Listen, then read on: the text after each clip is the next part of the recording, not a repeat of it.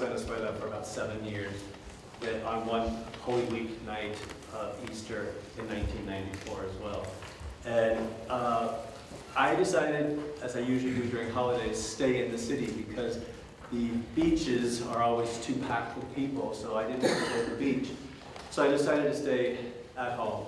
A friend of mine decided to do the same thing, so he decided to come over and we were going to hang out and have some drinks at my house. And Caracas is a city of great disparity. Slums, those people also go to the beach, right next to high-rises and expensive apartments. And those people go to the beach. So again, staying in the city was a treat. But we decided to come to my place. And after a while, we decided, let's go for a drive. The city could be ours. It's empty. And so we decided to get in his car, we went down the elevator, get in his car, and we sat there for a minute and decided, what music should we look at or listen to? So we started going through some of the cassettes. That was our mistake. A great mistake. You don't do that in Caracas. In Caracas, you get in your car, you get moving. Because next thing we knew, there were two men with revolvers on one side, each side of the car. We didn't know what they wanted. We thought they would take us to what we call Quinto Coño, the outskirts of town, and kill us. So we just didn't know. They made us get out of the car. They took my friend's wallet and his watch. Didn't take anything from me. And they wanted us to get into a van. And all I can remember is hearing my mom say, don't go anywhere where you can't see an escape route. Don't do it. So I looked in the van.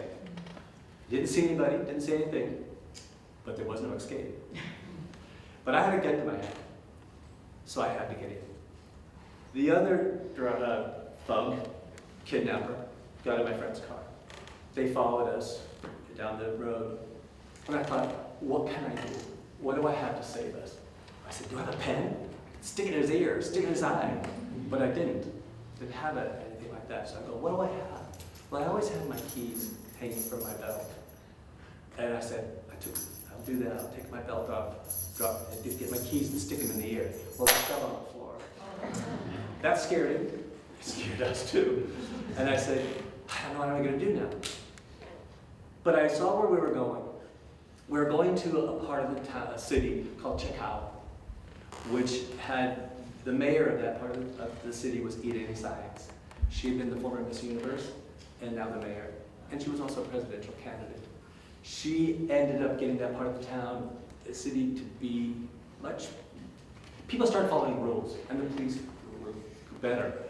So I saw a intersection where 3 cars stopped. That's unusual, that doesn't happen. I said, this is my chance. So I took my belt off and put it around his neck. He dropped the gun, let go of the wheel, and we crashed into the car in front of us. But I kept pulling. Adrenaline, right? I kept pulling. And I pulled so hard, you know how belts do when they wear out? I broke it. That saved his life. He jumped out of the car and ran. My friend, I'm sure how smart that was, he grabbed the gun and started chasing it. I said, you stupid fool, come back here. Anyway, we found out later why they wanted to kidnap us. They wanted to take us to the ATM machines and get as much money out of us as they could. My friend's car was there, and the police found the guy, but it wasn't over. We ended up having to go to a lineup, which is also scary. I didn't really see the guy, I was behind him. And I told my friend, you go in first and tell me, is it number 1? So he came out and he told me which one, so I pointed at that guy too. I identified him. But it still wasn't over. My life had changed. For the next year, I lived in Caracas 1 more year. I walked around with an X-Acto knife in my pocket for a year. This event changed my life. It became the catalyst to my study and my research for my doctoral degree, which I did not finish, but on violence in society in film. And that's why I'm here.